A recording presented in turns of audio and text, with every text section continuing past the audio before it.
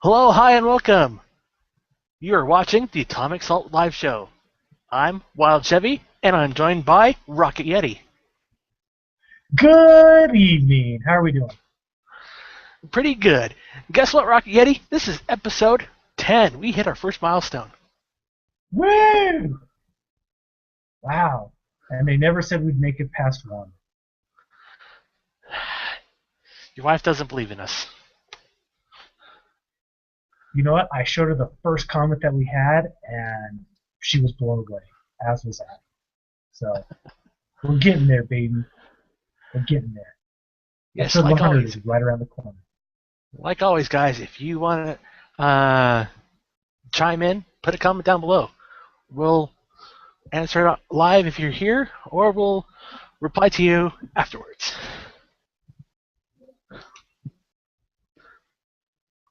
All right, so let's begin with what have we done this week in the hobby world. Casey, what have you done? It has been a busy, busy week for me. So, I guess let's start off with painting and modeling stuff. So, let me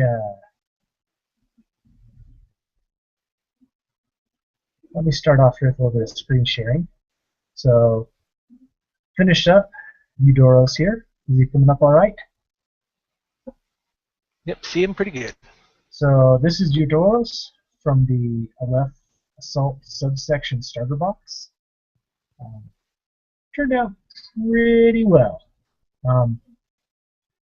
I actually did not want to paint this guy, but I'm kind of glad I did.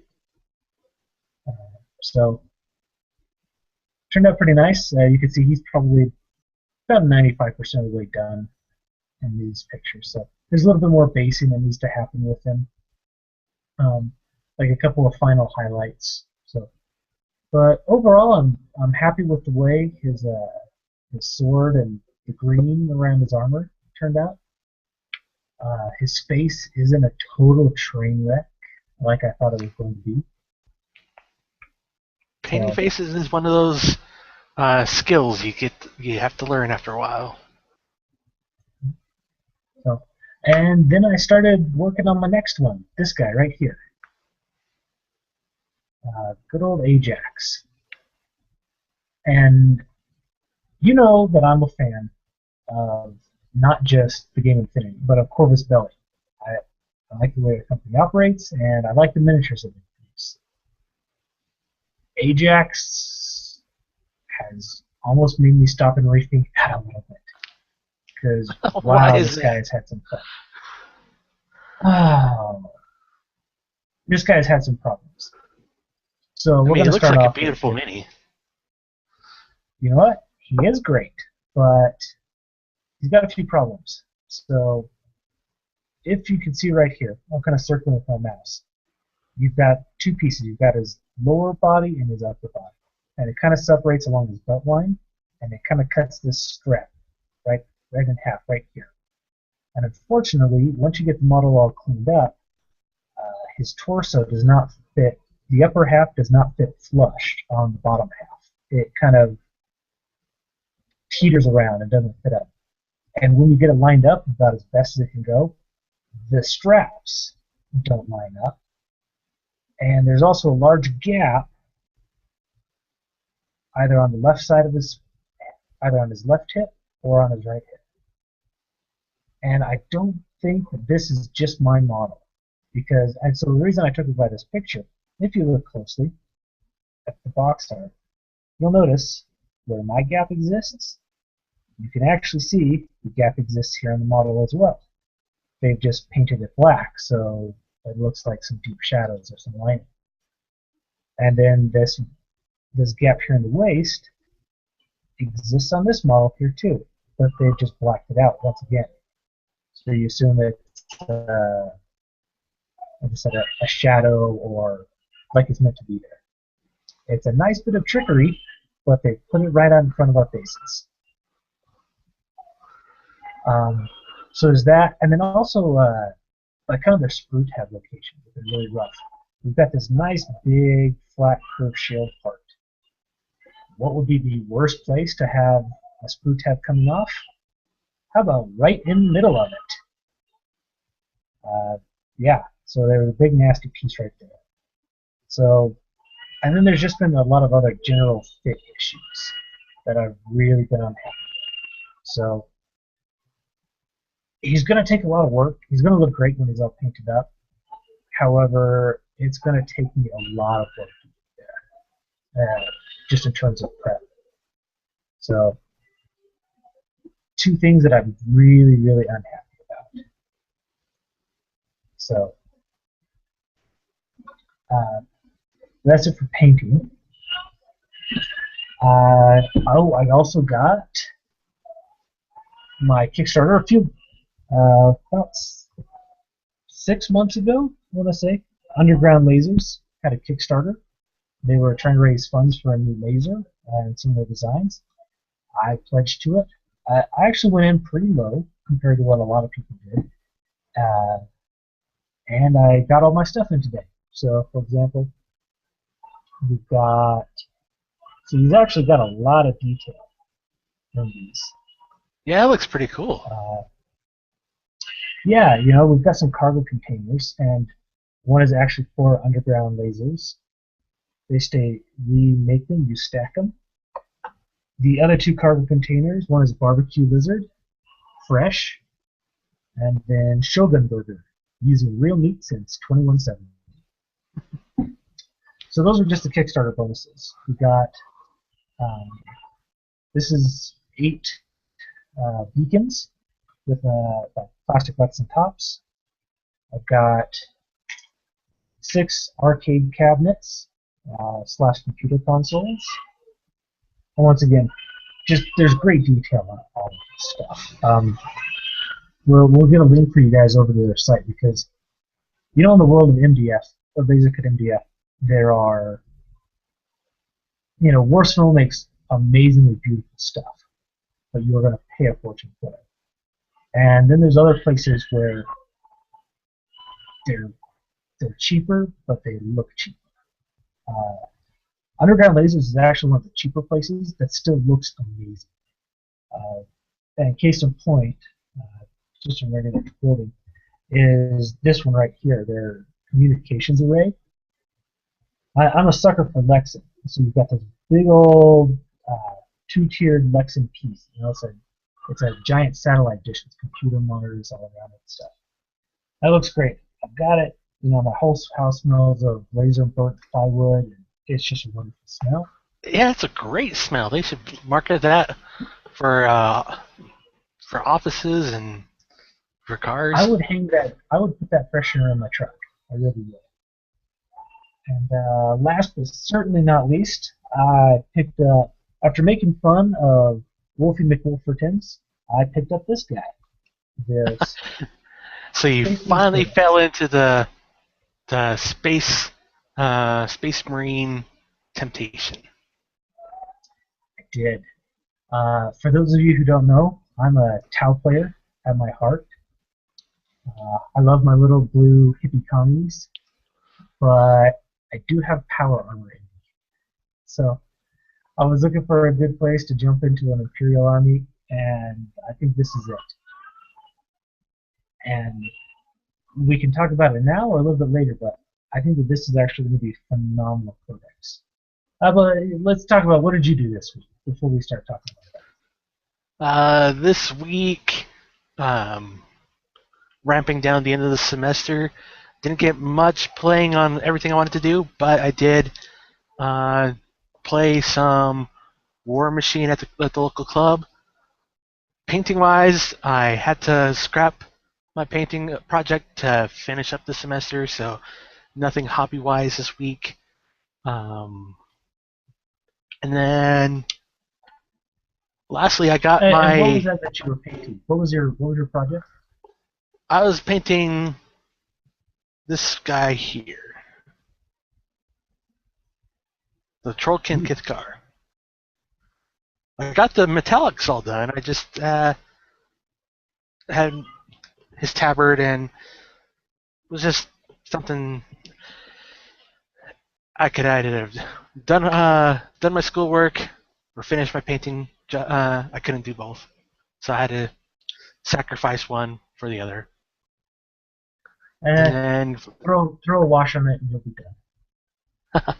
and then for Kickstarter wise, I got my Malifaux through the breach RPG books. Those finally came in. Those, I mean, like most Kickstarters, you pay your money and then you kind of forget what you ordered, and then a few months down the line, box shows up at your door. Yeah, isn't that a wonderful feeling? It's like Yeah. Christmas in July. So how long ago was that Kickstarter? Just for everyone else. I believe it successfully funded about a year ago. And this has been one of those Kickstarters that the communication hasn't been there as much as people would like, but the book looks phenomenal. They did toss in some extras for the long wait, but all in all, looks like a good little role-playing game. Great. You think you're going to be happy with it? I think so. We got some local players here in the meta, so start up something, and I'll maybe get a character built, do a little article about it, and show you how I died horribly. Because as we discovered a few weeks ago during the Fagged Empire Q&A, you are actually an RPG guy. Something I have never experimented with. I'm a chaotic neutral. Is that possible? Okay. Yep. I don't even want to know. Just All right, so Space Wolves, you got the Codex. space. What do you think? Right. So I'm just going to go out there and just to start this whole thing off, I'm going to say Space Wolves is probably the best Space Marine Codex out there right now. If you want to play any flavor of Space Marine and you want the best, Space Wolves is where you're going to want to go. And that's not just because I have the Codex.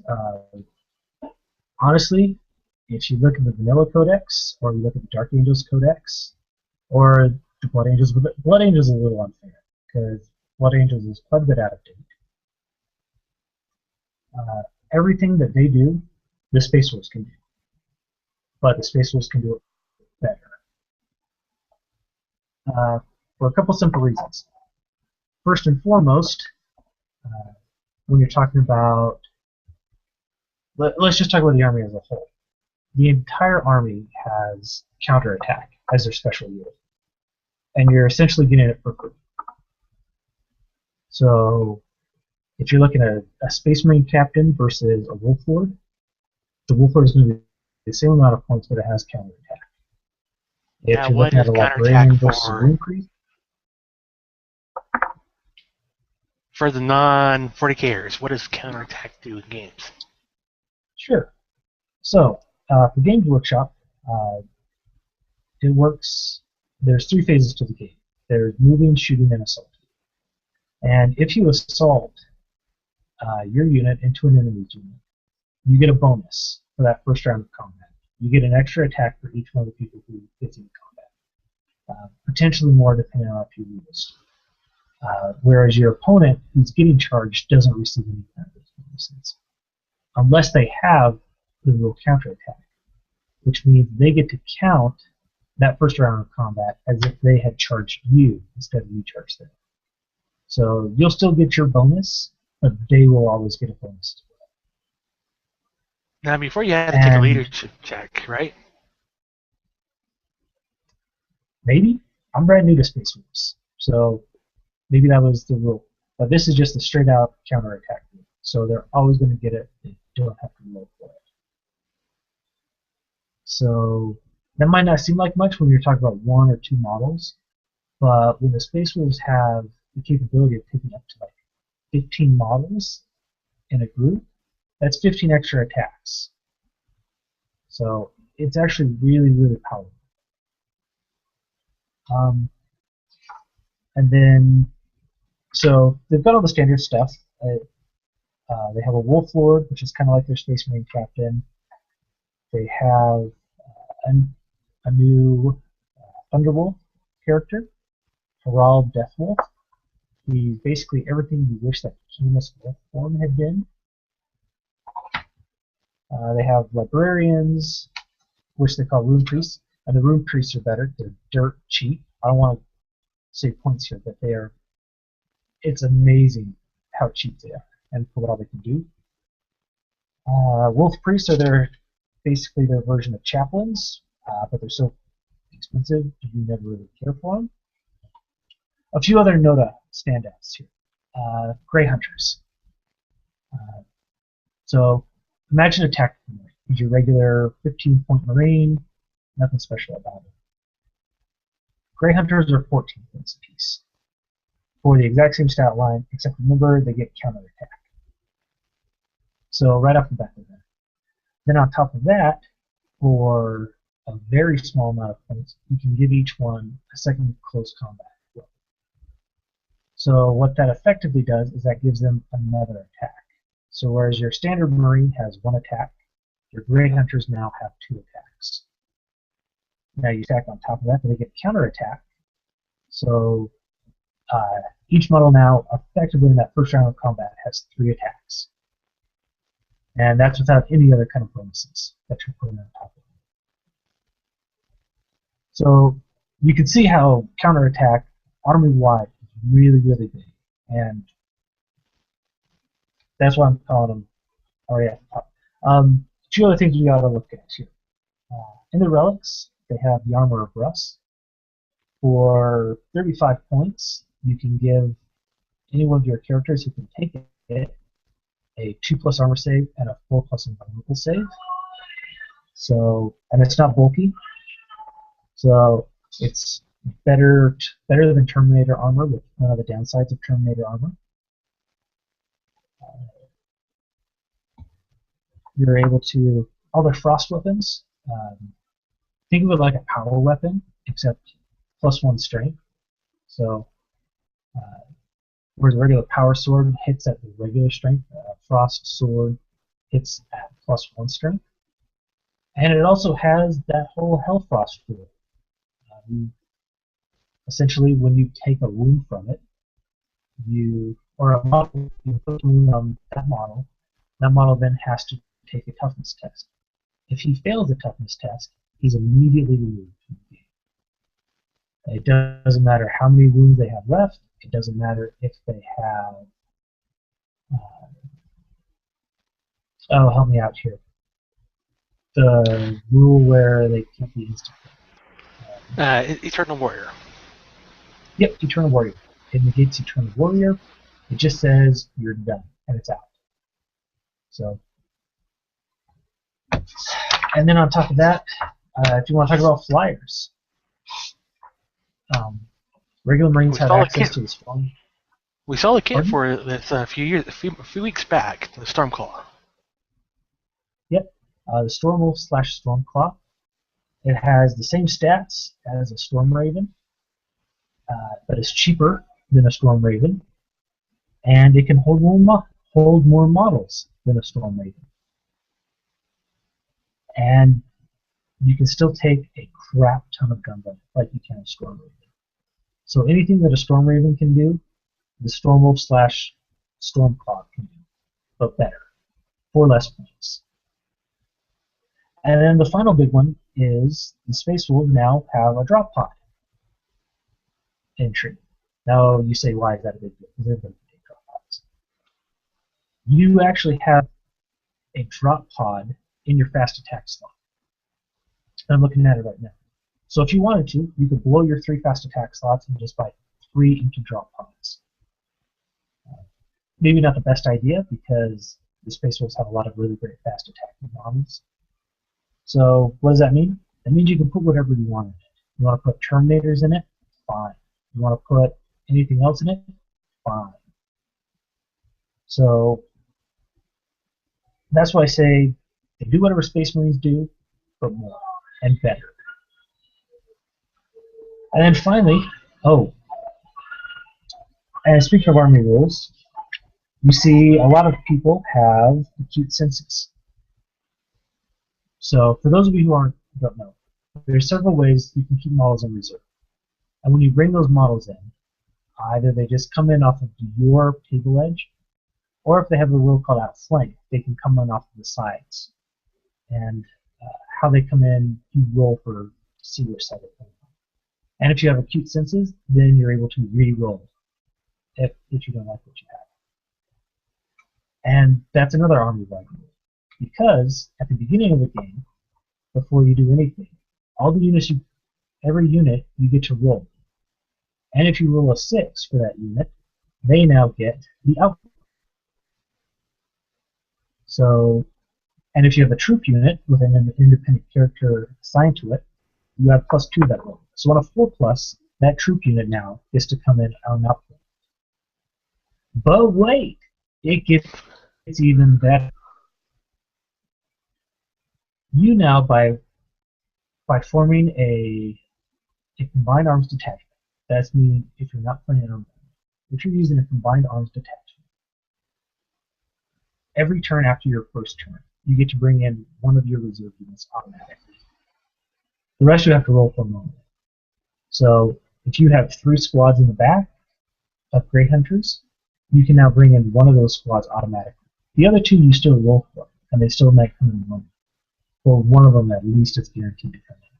And you'll get to do that every single turn, as long as you have units in it. So it becomes you get to control when things come in, because that's always one of the questions of reserves. How do you know when your reserves are coming? Now you can control that a little.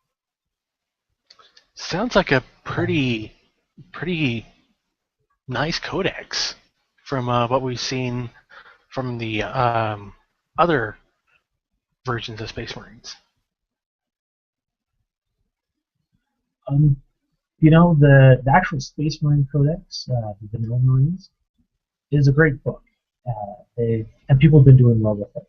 They did very well in the Bay Area Open and a few other large tournaments. But I have a feeling that the Space Rules is going to become the new one to beat. But just talk about the book itself.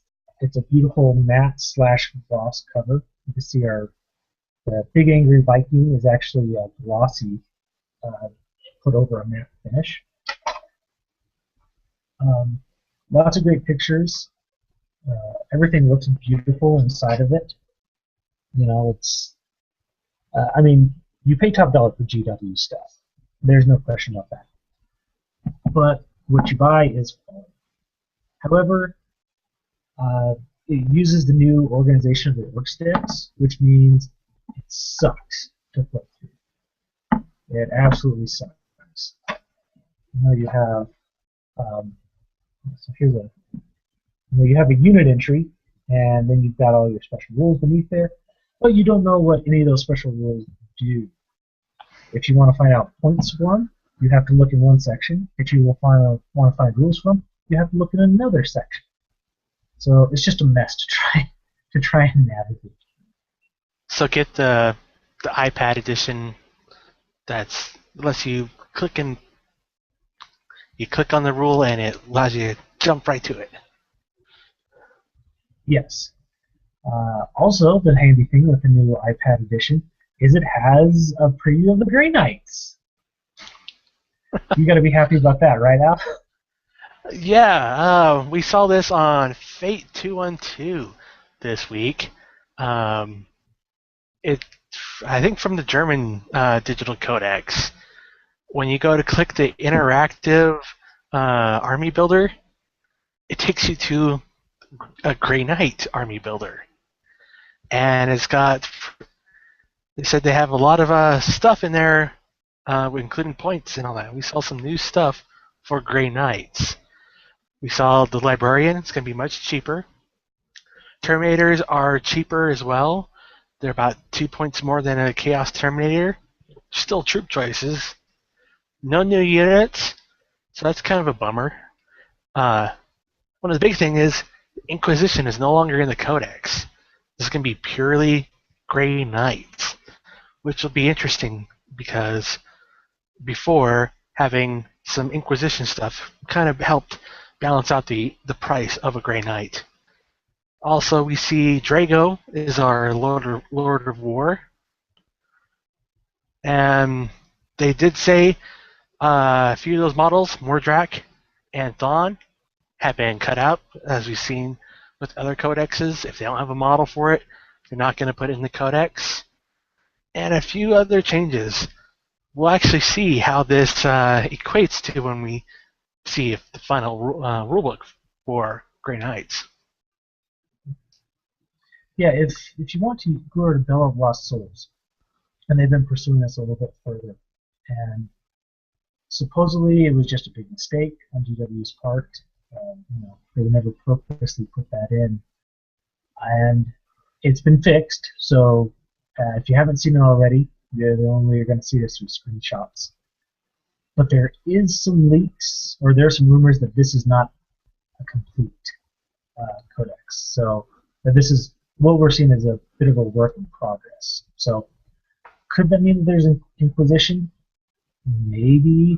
Could there be Mordrak and Thrawn are in there? Maybe. But I wouldn't bet on it. So, again, for those of you who don't know, Al here is a die-hard Grey Knights player. So, Been playing back since they were called Demon Hunters. It's really interesting. They've actually split that codex up because they had Inquisition in there, and they had Sisters in that codex as well, didn't they? Not in the... Back then it was Demon Hunters and then Witch Hunters. And then the Witch Hunters had... both of them had Inquisitors, but the Witch Hunters was your Sisters of Battle Codex, and Demon Hunters was the Grey Knight Codex. And now they've kind of merged them, torn them apart again. Sisters had a codex update, but no new codex. There was an Inquisition book released a few months ago, so we'll see how it goes. So let me ask you this. Let's assume that Inquisition is not in, because they do have their own codex now, and they've been fleshed out quite a bit. Do you think that there is, by pulling out the Inquisition and all the other things that come with it, do you feel that there is enough left over to actually make its own full-size codex? Grey Knights have always suffered from being pricey.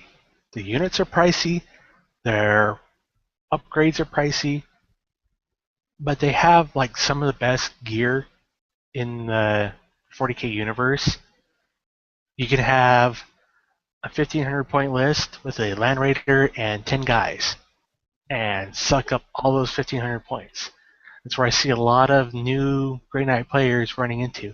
There's a lot of stuff you can add, but for every 20 points you add for an upgrade, it's one boot off the field. Okay. Not quite what I meant. Because if you look at, we'll take Space Marines. You look at Space Marines, you have your generic tactical Marines. Then you have Assault Marines. And they can have jump packs, they might not have jump packs. You have Marines on bikes. You have a whole load of different tanks. You have drop pods. You have 2 or 3 forms of Terminators. You know what I'm saying? There's a lot of meat there, and there's a lot of variety. Do you think that the Grey Knights do suffer. Right now, they've got Rhino and Predator, or not? No, they have the Rhino and the Razorback for cheap transport. They have the Land Raider and Chimera, but if the Inquisition's not there, Chimera's not going to be there. Tanks, they don't have tanks. Bikes, they don't have bikes. They do suffer from having not a lot of choice. Do you think that this is an incident where we could see them moving over to maybe like a mini codex or like a digital only codex? I surely hope not. Yeah, and I don't think anybody really wants to see that. I'm just saying, it feels like they're getting awfully thin, and it feels like they to justify their whole own separate book, they need to start putting some things, start giving the Grey Knights some more options. What they could do, what we've seen in other codexes, is characters or certain sergeants allow people to become troops. But now that everybody in a bound army, everything's scoring, you don't really have to worry about everything being a troop. And we've seen that starting to go away. The Orcs lost all of that, and Space Wolves lost that as well. So there haven't been a lot of options to turn things into troops anymore. It's gonna be wait and see. I'm sad to say it. Hopefully, we'll see this come out in September or October. Well, I wish you the best on that one. So You'll be dancing around with your puppies by then, so it doesn't matter. Everybody loves puppies. And let's be honest, Game of Thrones is hot, and Game of Thrones is all about diary rooms and people writing diary rooms and whatnot. So, GW is just striking while the iron's hot. Wolves are the new vampires.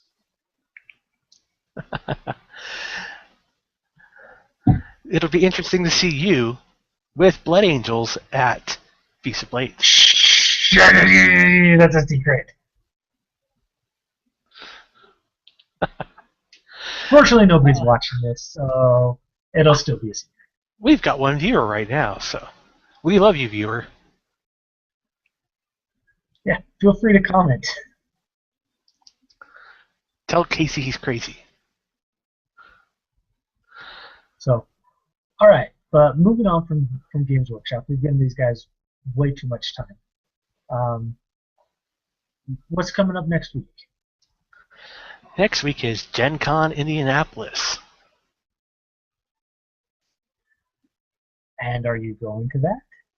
Yes, I am. I'm going to be there with Beast of War, part of the Beast of War team. I'll be joined by Gianna and Don, and we're going to give you guys the Gen Con experience, what it's like to be at Gen Con. So you'll see us doing demo games, exploring the whole convention center, and then we'll also have a meetup on Saturday. Okay. What are some of the people that you're looking forward to seeing? I got a long list. I'd like to see Hawk War Games. Drop Zone Commander's starting to itch at my shiny syndrome. Definitely looking forward to the Ninja Division booth. Seeing everything for Relic Knights and Super Dungeon Explorer. Cool Mini always has a great booth. A lot of cool guys there as well. And just a lot of other stuff. And not guys. Oh, there's going to be cosplayers too. Infinity will have Tabletop Alliance. Hopefully I'll get a chat with her. And a lot of YouTube. The Hobby Painter YouTube community is also a big convention for them as well. So hopefully I'll be able to say hi to them, get them on camera, rub elbows, pass cards, all the industry stuff. Now, you're not a Gen Con virgin, correct? I'm not a what? You're not a Gen Con virgin. This isn't your first time going, right? No, this will be year 3 for me. And going actually with a group this time. The last 2 years have been solo tripping, so. How would you say that it's different now, your third time around than your first time? First year, you have to learn that you're never going to see everything. You're going to go through, you're going to just try to get everything you can, look at everything you can, and you're going to burn out, and then you're going to miss a lot of stuff. A lot of people will, you'll be there Sunday, and somebody's like, oh, did you go check out this booth? And you're like, I didn't even know it was there. So, are there certain things you're doing, like, in preparation? I mean, obviously, the painting job there that you dropped, but is there a difference in the way you're preparing for it? I've got a battle plan. I've printed out the map, circled who I want to talk to, just kind of seeing what's available. I have been emailing my contacts in the industry just to say hi and say I want to get you on camera. Okay, so if this is like a person's first time going, like let's say that I'm going out there for the very first time. I'm not, by the way, which is really sad, but we won't talk about that. What, like, give us 2 or 3 things, like piece of advice, to make our Gen Con experience a little better or a little easier. Wear comfy shoes, bring a bottle of water, and a backpack. You will be in lines. That is the thing about conventions. You will always be waiting in a line. Either at a booth, at a seminar, you're going to be standing on your feet. And so you want something comfy to wear. Okay. So does it make sense then to maybe like go as a group and you can tag team lines? You know, like I'm waiting here, you guys go wait over there, and I'll meet up with you, or vice versa. Yeah, I mean, there's that unwritten rule you can't save spots in lines. If you're going with a group of people, shared interest, you'll have somebody to talk to. Say, yeah, I really want to check this out. Maybe you'll get your buddy into a new game system that way. Okay. All right. So, typically, this is the point as we're getting close to Gen Con. Most of the major companies actually start slowing down their releases. Just because they want to have a lot of big shiny stuff to show off at Gen Con. But that's not true for everybody. For example, Corvus Belli has put out a lot of stuff, right? Yeah, they showed off their August release. Let me pull it up.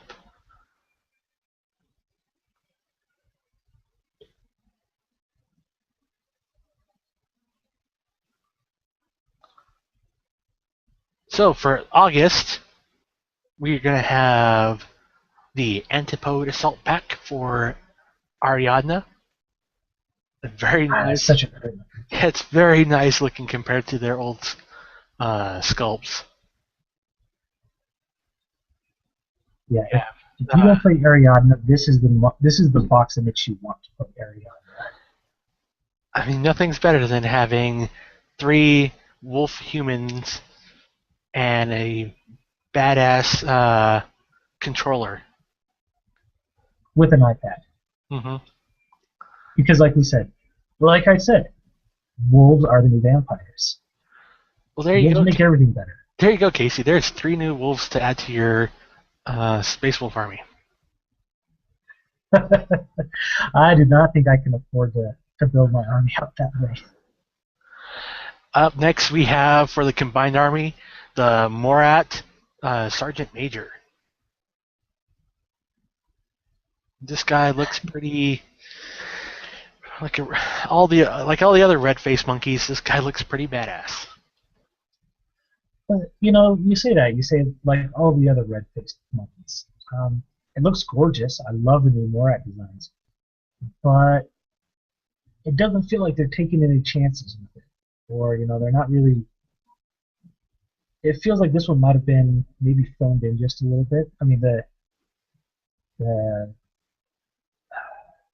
not the silver but the last model we saw was the same thing. It was just he looked great, looked amazing, but not very dynamic. Just kind of. What do you mean dynamic? Look at him. He is standing there, gun up in the air. Looks like he's going to check you. The last one. He's not standing. We saw last month. He's not standing on a rock. I mean, you have to love that. I wasn't talking about this one. I was talking about the Suryat that they released last month. So, but let's see. And then for the Hak Islam, we have the Ghulam infantry. This is a booster to the other infantry units. These are all special weapon versions. I think these were long overdue, but the worth was worth. The wait was worth it. Yeah, I'm not even drunk. They're pretty good, great looking. We have the hacker here, the rocket launcher, the Spitfire, and the sniper rifle. New sculpts, and they look amazing. What do we got next? For the left, we have uh, the Eros. He's a. You're our left player. What is this guy? Okay, so Thamaris, I don't know. I can't pronounce any of the names. But he is kind of like in the left hacker slash journalist. In the fluff, he's not the greatest combat guy, but he's the most flamboyant. And they kind of used him as like their embedded workhorse. You know, he's flashy. He's kind of a cult of personality guy. Everybody loves him, and they use him to report on all their great deeds. And so he used to hang out with all the big heavy hitters in the army. How he functions on the tabletop is he is a hacker, and he does have a marker, and he's probably about the best hacker you can have in the assault subsection. So you're interested in for that. And really, he's useful for the campaign because he's a journalist level 2, which means that you get a +6 to your command roll in between missions. So, an incredibly useful model. He's not very combat oriented. He's probably the guy that you're going to take and then stick in a corner somewhere and just hope that he doesn't get shot at. He's a very interesting looking sculpt. I mean, he's got his casual pose. He's taken off his visor. And he's wearing sneakers. Slacks and sneakers, because he's just that cool. Not most of those Infinity guys wear slacks and sneakers. So you're saying Spain is stuck in the 80s? No, of course not. Sorry, I love you guys. Lastly, we have the Yijing, the Ziyong Invincibles. I'm not very much. I don't know much about the Yijing army, but that looks like an impressive looking unit. Yeah, we haven't seen stats for it, but he's definitely going to be one of their heavy hitters. Evidently, he's part of the new sectorial that they're going to start gearing up, the Terracotta Warriors. And it's a sectorial made up solely of heavy infantry, or a majority of heavy infantry. We saw some concept art from them a few months back in Spain at their big gaming convention, and this is the first one of the models that we're actually seeing. So, looks good. I'm happy with him.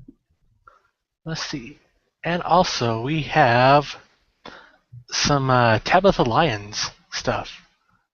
This is some work in progress for her costume of our Neoterran Bolt. This is what we're going to see next week at the Infinity booth. That helmet is huge. Click too far. Yeah, that's going to be it looks like it's made out of foam, so it won't be too heavy. But yeah, that's a pretty impressive looking costume so far. Yeah, I kind of hope she bolts out the rest of it. Otherwise, she's going to have like a bobblehead syndrome going on there. Although it is just on the mannequin, so maybe when it's sitting up away from the armor, it'll look a little better. It'll be interesting to see. I know costumes like that can be pretty hot inside. So hopefully she's rigged up something to cool herself off. I think that that's a great opportunity for you to take her out for a drink. Casey Roberts, Rocket Yeti, the immortal Cupid. Hey, I'm just looking out for you, Al. I'm saying she's not from the States, so she's probably going to be. And I think this is her first time at Gen Con. And, she's probably not familiar with the area. You've been there a few times. You talk to her, chat her up, make friends. She starts complaining that helmet is horribly hot. And we just say, hey, you know what? I know a great place to go get a drink afterwards. How about I meet you there? See, you really need to get into a D&D campaign. Your imagination is great, and you could probably make huge charisma rolls. The massive boost that I have in my charisma is the only way that I was able to get my wife to marry me. Let's see. Like we said, this week has been kind of dry. There have been some minor releases and all that. Over at the Beast of War, they're doing their Hawk War Games Drop Zone Commander weekend. So if you want to see the new plastic kits of their starter sets, go and hop over to their website. Yeah, and those are gorgeous models. You look at them and you forget that it's a 15 millimeter game. The fact that they can pack that much detail on that small of a model is incredible. And lastly on my list, we have over at, let's screen share this, at Secret Weapon Miniatures. They have their paintbrushes, the Schrafe Klinsky Sable brushes, back in stock. Okay, so Alan, why don't you explain to us why this is a big deal?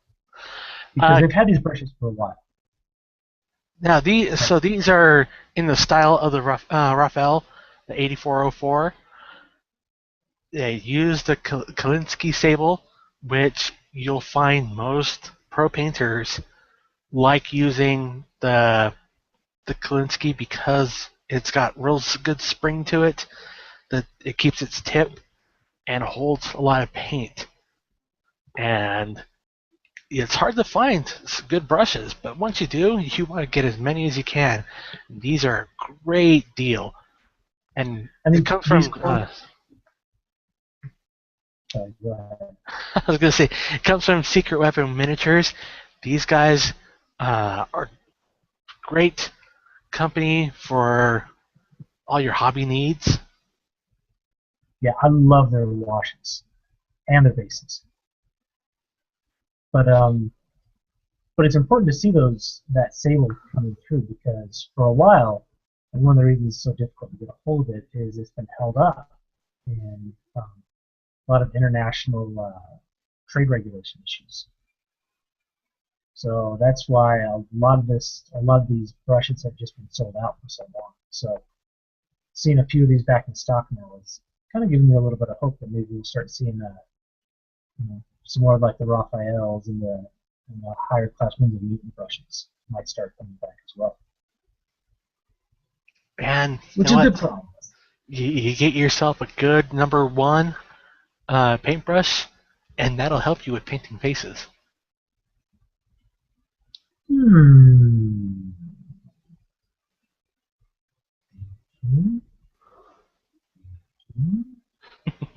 Yeah, I'm sold. Yeah, I don't need a better carpenter, I just need a better hammer.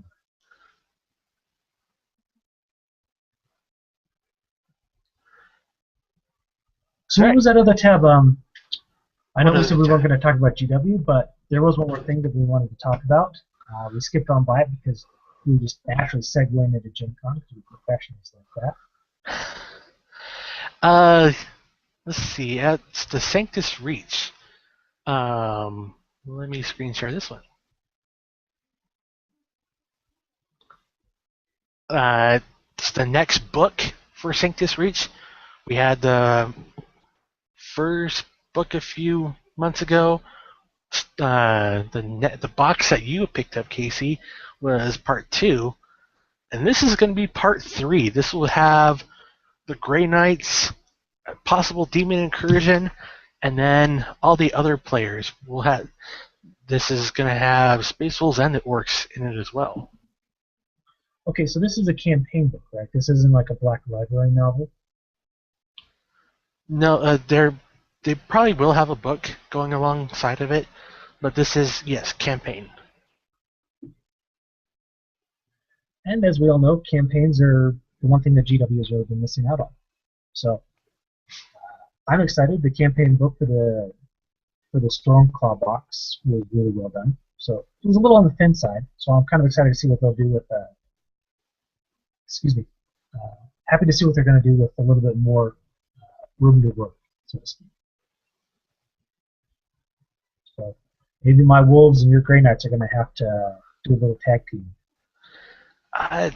That's never had a good time in the past before, if you know your fluff. Yeah, those two do not play well together.